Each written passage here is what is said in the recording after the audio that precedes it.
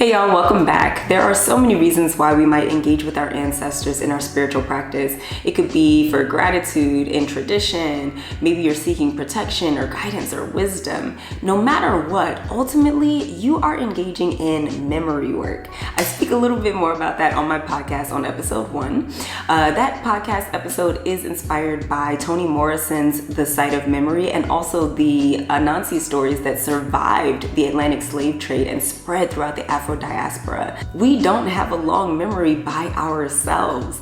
We must engage with our ancestors not only to remember, but to remember accurately. This is the second installment in my Hoodoo Basic series here on YouTube. My name is Xolani. I use they, them pronouns. And in this video, I'm going to demystify who the ancestors are and their function in Black spirituality. I hope you all stay tuned. Make sure that you like and subscribe so you can be notified when those next videos drop within this series. Now, before we really get into it, if these teachings resonate with you and you really want to dive deeper, especially in a dynamic community setting, I will be teaching a Hoodoo Foundations course starting in March of 2023. So go to my website and sign up for the newsletter so you can be notified when those applications open up. The most common practice within African traditional spiritualities is going to be your bloodline ancestors. These are your dead folk, your dead kin, your peoples, right? These are the people who have passed from the land of the living already, but you share DNA with them. You share blood with them, right? So this will be flesh of my flesh, bones of my bones, that particular set of ancestors. This set is going to be the most important to you if you are engaging with Black indigenous spirituality. It's also going to be the most important to you even if you're going to initiate into another African traditional spirituality. So any, healer or spiritualist who is worth their weight, if they are in Hoodoo, Lukumi, Candomblé, Isheshe, it doesn't matter what they practice.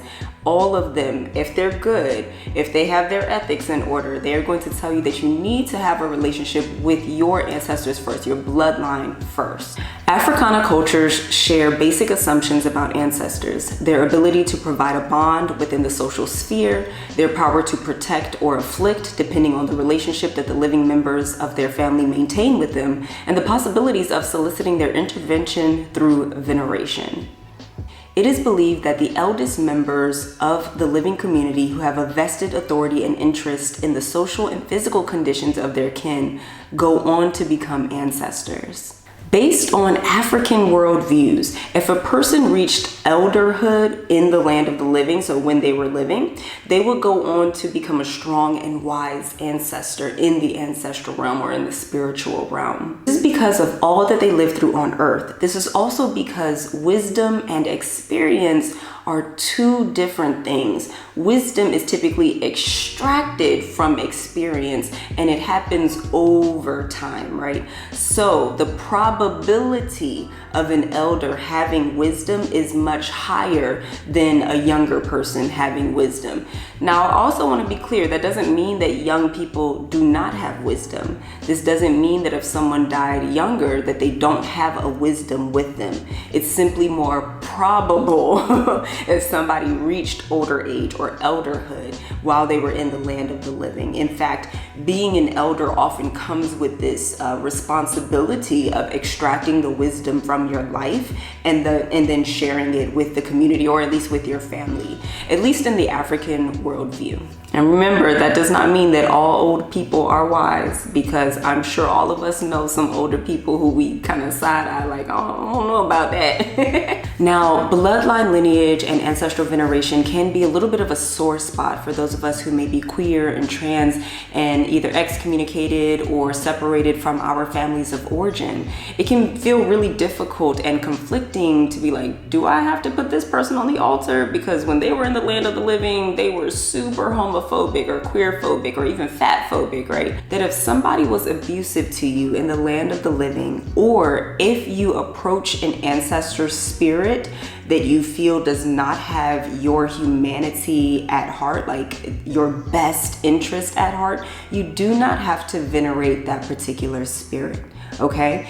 This can also be a sore spot for those of you who may be adopted and perhaps you don't know your family of origin. So for both of these sets of people and anybody who this resonates with, I want to remind you that when you call upon your ancestors, you can always verbally say, my elevated ancestors who are in alignment with my highest good and highest healing. And if you want to add on to that, like, you know, you give a fuck about me, like you care about me, you care about my humanity, you care about my personhood, my agency. You can add whatever you want to that, but anytime I approach my ancestral altar, and especially in the beginning when I first started, I made sure that I said, you know, elevated ancestors who have my highest good and highest healing at heart. And I really want to be clear that you belong in this practice. There is a space for you within Hoodoo. There is a space for you within Black spirituality and African traditional spiritualities.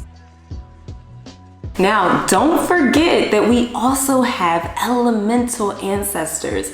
Our bloodline ancestors or human ancestors were so intelligent, and they codified these rituals because they understood the importance of being connected to the heavens, being connected to the earth, being connected to these spirits that are available within plants. They formed so many methods and systems to help keep us connected to spirit in so many different ways. Many of our ancestors worked the earth as a deity and understood looking at the planets or stars as well. And a quick note about that, I know that some people will be like, our ancestors weren't astronomers, or astrologers or anything like that. But the thing is, there is evidence in ancient civilizations that people track the stars, the movement of the stars. And I am of the belief that our ancestors retained a lot of that information, even if they didn't always have the language for it, or even if it didn't get passed down. There's a lot within Hoodoo about, you know, doing certain things on certain moon cycles, at certain times of the day, right? So they were clearly incredibly intelligent and retained a lot of that information. So if somebody tries to tell you like they didn't follow the stars or the planets, question that. I'm not gonna tell you what to do, but question that. Like I said, they codified a lot of that intelligence into rituals, into stories, into the ways that they move about the world. A bit of information that I forgot to include in the original recording here. The elemental ancestors are going to include those planetary bodies like the sun, moon, Mercury, Mars. It'll include the elements, earth, wind, water, fire. It will also include physical locations, so crossroads, mountains, forests, lakes, rivers, oceans. These elemental ancestors are global. You will find them across cultures, and this is why animism was so popular and at the root of pretty much all the folk spiritual traditions that you research, no matter what time period or location, geographical location in the world. I know that I focus on Black spirituality, specifically Hoodoo, and our ancestors felt that, you know, honoring the elements and the earth was important, and we needed to retain that and cultivate on top of that. And anybody, no matter their race, identity, orientation, age, can honor and revere and, you know, worship or do ritual with the elemental ancestors. An example here would be the Simbi in Low Country. Our ancestors understood water reverence, and that got translated into water baptism and retained with the water spirits that we find in Gullah Geechee culture. 100 years after the slave rebellion near Winya Bay, enslaved Gullah Geechee folk near Charleston revered, feared, and honored water spirits they called Simbi.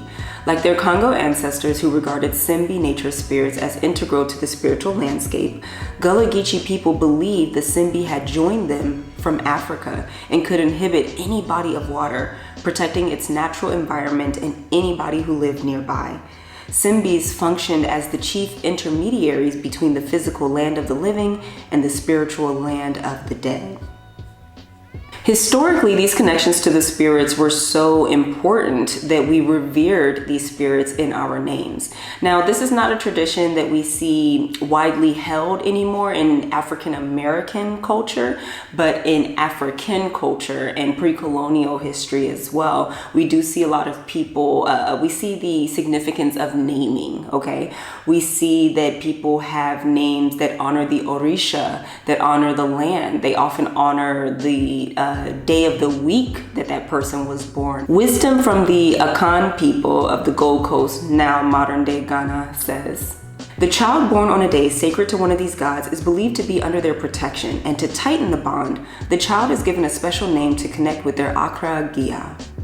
I speak more about the elemental ancestors in episode 4 of my podcast, The Blue Bottle Tree, so if you're interested in learning more about that, I highly recommend checking it out.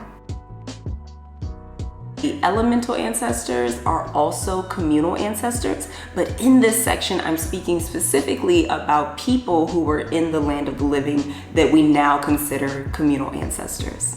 Like the Egungun cult in Yoruba land, which honors the Yoruba ancestors, we also have within the Black Atlantic communal ancestors. These would be historical figures who dedicated their lives, their labor toward repairing the Black community from the dehumanizing project of racialized capitalism, anti-Black racism, and chattel slavery. Our communal ancestors would include people like Martin Luther King Jr., Malcolm X, Ida B. Wells, Harriet Tubman, Fannie Lou Hamer, Frederick Douglass, and so on and so forth. An example of unknown communal ancestors would be those ancestors who jumped ship during the Atlantic slave trade, and also those ancestors who maybe poisoned or even killed their captors. People who have played significant roles in the history of Black people are frequently appropriated as sources of inspiration and are so venerated. Memory of their remarkable acts of courage and resistance to the oppression of their people inspires hope in the living and secures them a permanent place in shared memory. Furthermore, if you belong to a specific trade or profession, you also have communal ancestors within those traditions. So say, for example, you are a Black writer. Some of your communal ancestors would include Toni Morrison, Audre Lorde, Bell Hooks, Octavia Butler, James Baldwin, June Jordan, and so on and so forth. Activists, filmmakers, preachers, teachers, creatives, nurses, midwives, doctors, whatever profession you are in or whatever you inherited from your family, we all have communal ancestors within those professions. On top of that, if and when you decide to initiate into any African traditional religion or spirituality, understand that you are also inheriting the spiritual communal ancestors within that particular lineage. So if there's a specific lineage of Hoodoo, like the region that you're from, a specific lineage of Lukumi or Isheshe or Palo or Candomblé, any of those traditions and all the other ones that I don't have time to name, whoever were the progenitors within that spiritual lineage, you inherit them as an ancestor, as long as your initiations are done correctly and authoritatively. Ancestry may, after all, be traced not only along biological and ethno-cultural lines, but also along ideological lines, so long as the process of socialization is becoming increasingly complicated.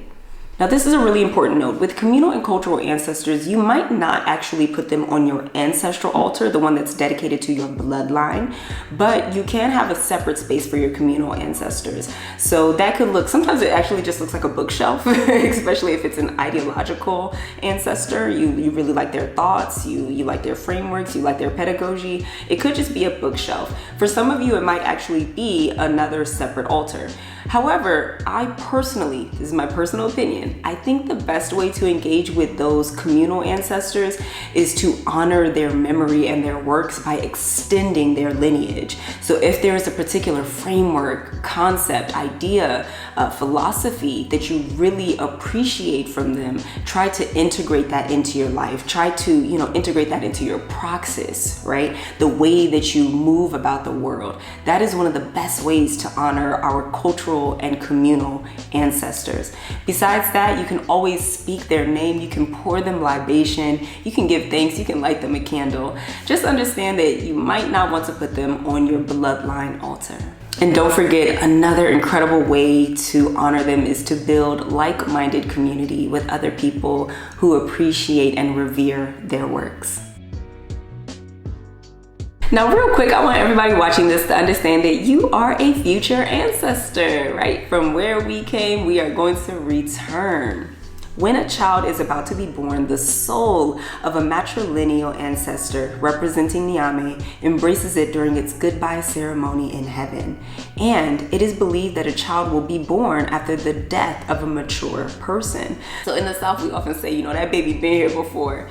This is so true. And it's true for all of us. Even if we don't show those signs of being a grumpy old person when we were a baby or a child, we all actually come from the ancestral realm. In a lot of African worldviews, it actually means that we did something right to have the privilege of coming back into the land of the living. And sometimes it also means that maybe we didn't complete our path or our destiny the last time that we were here, and maybe we need to come back to complete that. Afro-diasporic spiritual systems do not believe that death is the end.